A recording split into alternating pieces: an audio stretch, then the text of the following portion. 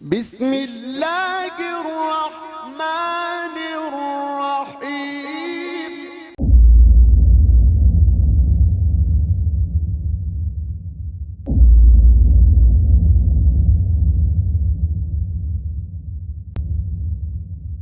داود علیہ السلام کا سلسلہ نسب یہودا بن یعقوب سے جا ملتا ہے۔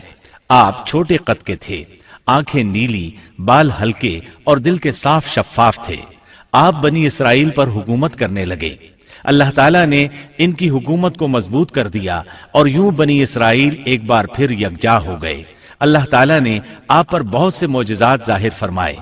آپ پر ایک کتاب بھی نازل ہوئی جسے زبور کے نام سے جانا جاتا ہے۔ اللہ تعالیٰ سورۃ النساء آیت 163 میں فرماتے ہیں، وَآتَيْنَا دَاوُودَ زَبُورًا، ہم نے داود کو زبور عطا فرمائی۔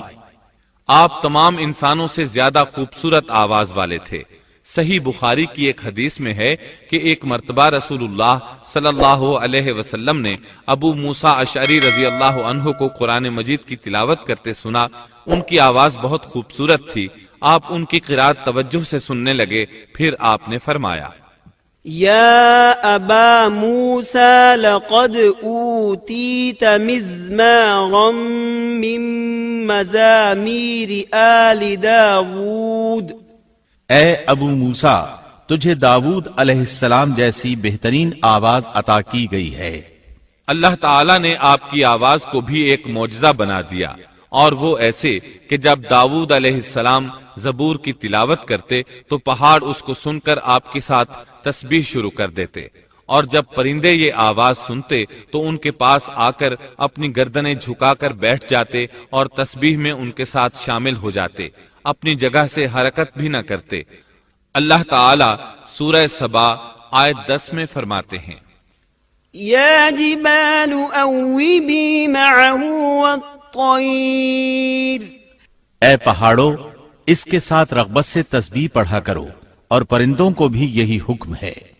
خود داود علیہ السلام کے بارے میں اللہ تعالیٰ کا فرمان ہے، واذکر عبدنا داود ذا الأید انه اواب، اور ہمارے بندے داود کو یاد کریں جو بڑی قوت والا تھا، یقیناً وہ بہت رجوع کرنے والا تھا۔ اسی طرح اللہ تعالیٰ سورۃ الانبیاء آیت 79 میں فرماتے ہیں، وسخرنا مع داود الجبال يسبحن والطير وكنا فاعلين، اور ہم نے پہاڑ کو داود کے تابع کر دیا جو تسبیح کرتے تھے، اور پرندوں کو بھی، اور ہم ہی یہ سب کچھ کرنے والے تھے۔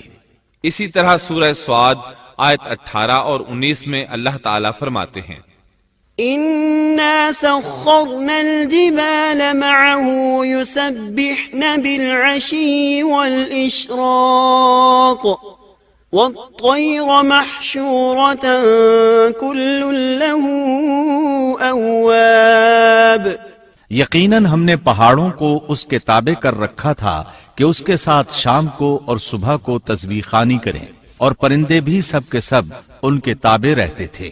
یہ داود علیہ السلام کے معجزات تھے۔ اللہ تعالیٰ نے اور بھی کئی معجزات سے انہیں نوازا تھا۔ اللہ نے آپ کے لیے لوہے کو نرم فرما دیا تھا۔ آپ لوہے سے اس طرح چیزیں بنا لیتے تھے جس طرح لوگ گارے اور مٹی سے بنا لیتے ہیں۔ آپ لوہے سے زرہیں بناتے تھے۔ نوح علیہ السلام سے پہلے بھی زرہیں ہوتی تھیں، لیکن وہ تختیوں کی مانند ہوتی تھیں۔ ان کو سینے اور کمر کی طرف لٹکا لیا جاتا تھا، لیکن ان کا بوجھ بہت ہوتا تھا۔ آپ نے لوہے کی کڑیاں اور دائرے بنا کر ان کو خاص انداز میں جوڑ جوڑ کر زرہیں تیار کیں۔ یہ بہت ہلکا لباس تھا اور پورے جسم کو دشمن کے وار سے محفوظ رکھتا تھا۔ اللہ تعالیٰ سورہ سبا آیت 10 اور 11 میں فرماتے ہیں، وَأَلَنَّا لَهُ الْحَدِيدَ أَنِ اعْمَلْ سَابِغَاتٍ وَقَدِّرْ فِي السَّرْدِ وَاعْمَلُوا صَالِحًا انی بما تعملون بصیر، اور ہم نے اس کے لیے لوہا نرم کر دیا کہ تو پوری پوری زرہیں بنا اور جوڑوں میں اندازہ رکھ، تم سب نیک کام کیا کرو، یقین مانو کہ میں تمہارے اعمال دیکھ رہا ہوں۔ ان آیات میں اللہ تعالیٰ فرماتے ہیں کہ داؤد علیہ السلام کو ہم نے حکم دیا کہ زرہیں لوگوں کے لیے نہایت موزوں ہونی چاہیے، ان کی کڑیوں کو بڑے مناسب انداز میں جوڑنا، نہ اس قدر موٹی ہوں کہ ان کا وزن بڑھ جائے، نہ اس قدر پتلی کہ جلد کٹ جائیں اور اپنا مقصد پورا نہ کر سکیں۔ اسی طرح اللہ تعالیٰ سورۃ الانبیاء آیت 80 میں فرماتے ہیں وَعَلَّمْنَاهُ صَنْعَةَ لَبُوسٍ لَكُمْ لِتُحْصِنَكُمْ مِنْ بَأْسِكُمْ فَهَلْ أَنْتُمْ شَاكِرُونَ، اور ہم نے اسے تمہارے لیے لباس بنانے کی کاریگری سکھائی تاکہ لڑائی کے ضرر سے تمہارا بچاؤ ہو سکے، کیا اب تم شکر گزار بنو گے؟ بہرحال اس صنعت کے موجد داؤد علیہ السلام ہیں۔ اللہ تعالیٰ نے آپ کی حکومت کو خوب مضبوط کیا، آپ کو زبردست فضائل اور معجزات سے مالا مال کیا۔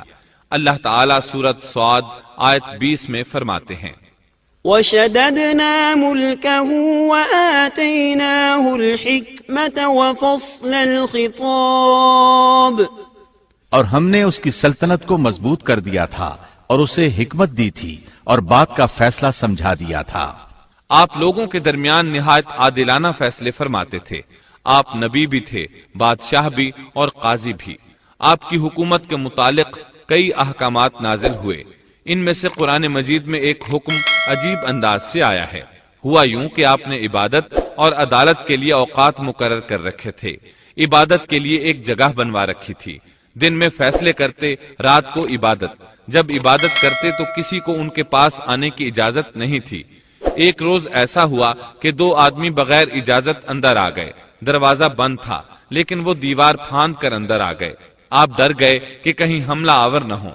اللہ تعالیٰ سورۃ صاد آیت 21 اور 22 میں فرماتے ہیں وَهَلْ أَتَاكَ نَبَأُ الْخَصْمِ إِذْ تَسَوَّرُوا الْمِحْرَابَ إِذْ دَخَلُوا عَلَى دَاوُودَ فَفَزِعَ مِنْهُمْ قَالُوا لَا تَخَفْ خَصْمَانِ بَغَى بَعْضُنَا عَلَى بَعْضٍ فَاحْكُم بَيْنَنَا بِالْحَقِّ وَلَا تُشْطِطْ وَاهْدِنَا إِلَى سَوَاءِ الصِّرَاطِ إِنَّ هَذَا أَخِي لَهُ 99 نَعْجَةً وَلِيَ نَعْجَةٌ وَاحِدَةٌ فقال أكفلنيها وعزني في الخطاب، یہ میرا بھائی ہے، اس کے پاس 99 دمبیاں ہیں اور میرے پاس ایک ہی دمبی ہے، لیکن یہ مجھ سے کہہ رہا ہے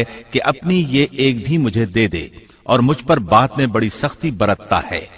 اس آیت کی تفسیر میں ہے کہ ایک دمبی والے بھائی نے کہا، یہ میرا بھائی بہت چالاک ہے، برے طریقے سے بات کرتا ہے، کہتا ہے کہ میری دمبیاں چرنے جاتی ہیں تو اس اپنی ایک دمبی کو بھی ان کے ساتھ بھیج دیا کرو۔ جب میری دمبی اس کی دمبیوں کے ساتھ آنے جانے لگ گئی تو اب یہ کہتا ہے کہ یہ بھی میری ہے، اب میں خالی ہاتھ ہوں۔ اس طرح میں اس کے ظلم کا نشانہ بن چکا ہوں۔ داؤد علیہ السلام نے فوراً کہا قال لقد ظلمك بسؤال نعجتك إلى نعاجه وَإِنَّ كَثِيرًا مِنَ الْخُلَطَاءِ لَيَبْغِي بَعْضُهُمْ عَلَى بَعْضٍ إِلَّا الَّذِينَ آمَنُوا وَعَمِلُوا الصَّالِحَاتِ وَقَلِيلٌ مَا هُمْ۔ اس کا اپنی دمبیوں کے ساتھ تیری ایک دمبی ملا لینے کا سوال واقعی تیرے اوپر ایک ظلم ہے، اور اکثر حصے دار اور شریک ایسے ہی ہوتے ہیں کہ ایک دوسرے پر ظلم کرتے ہیں، سوائے ان لوگوں کے جو ایمان لائے اور جنہوں نے نیک عمل کیے، اور ایسے لوگ بہت ہی کم ہیں۔ داؤد علیہ السلام نے دوسرے بھائی کی بات سنے بغیر ہی اسے ظالم ٹھہرا دیا۔ آپ کا فیصلہ سنتے ہی دوسرا بول اٹھا، آپ نے میری بات تو سنی ہی نہیں اور فیصلہ دے دیا، پہلے آپ میری بات تو سنتے۔ داؤد علیہ السلام فوراً بھانپ گئے کہ ان سے غلطی ہوئی ہے اور سمجھ گئے کہ یہ اللہ تعالیٰ کی طرف سے آزمائش ہے۔ آپ نے فوراً توبہ کی، اللہ کی طرف رجوع کیا اور استغفار کرنے لگے۔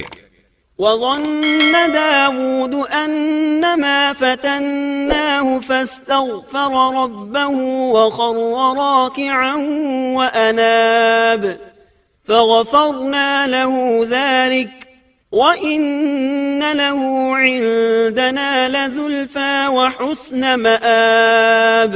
اور داؤد سمجھ گئے کہ ہم نے انہیں آزمایا ہے، پھر تو اپنے رب سے استغفار کرنے لگے اور عاجزی کرتے ہوئے سجدے میں گر پڑے اور پوری طرح رجوع کیا، پس ہم نے بھی ان کا وہ قصور معاف کر دیا، یقیناً وہ ہمارے نزدیک بڑے مرتبے والے اور بہت اچھے ٹھکانے والے ہیں۔ اس کے بعد اللہ تعالیٰ سورۃ صاد آیت 26 میں فرماتے ہیں، يا داود إنا جعلناك خليفة في الأرض فاحكم بين الناس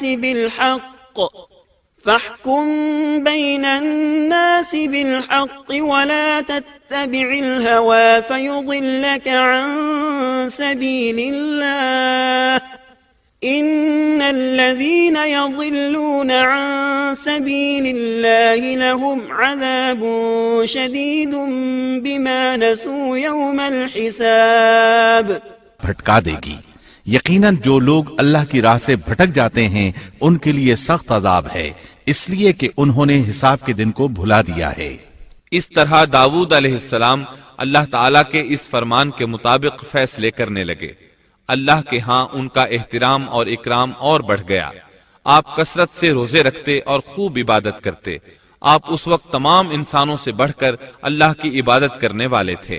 امام بخاری نے ایک حدیث نقل کی ہے جس کے الفاظ کچھ اس طرح ہیں، احب الصلاة الى اللہ صلاة داود واحب الصيام الى اللہ صيام داود وكان ينام نصف الليل ويقوم ثلثه وينام سدسه وكان يصوم يوما ويفطر يوما ولا يفر اذا لاقى۔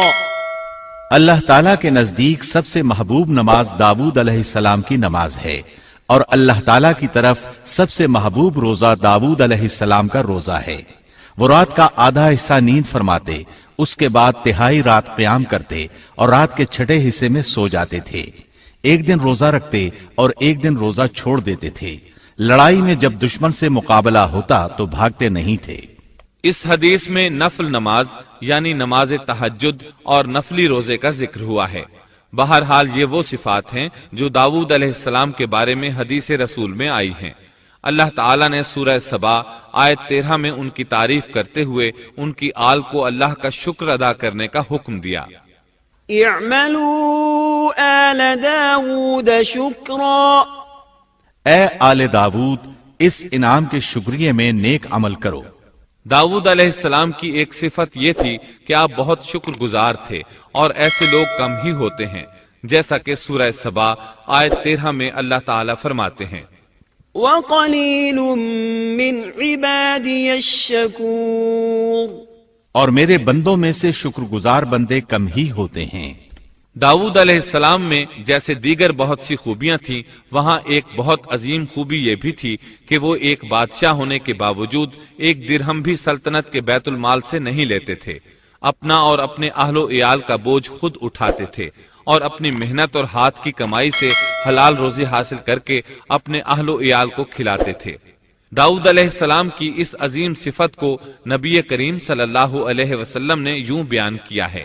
صحیح بخاری میں ہے، ما اکل طعاما قط خیرا من ان یأکل من عمل یده وان نبی اللہ داود علیہ السلام كان يأكل من عمل يده، کسی انسان نے اس شخص سے بہتر روزی نہیں کھائی جو خود اپنے ہاتھ سے کما کر کھاتا ہے۔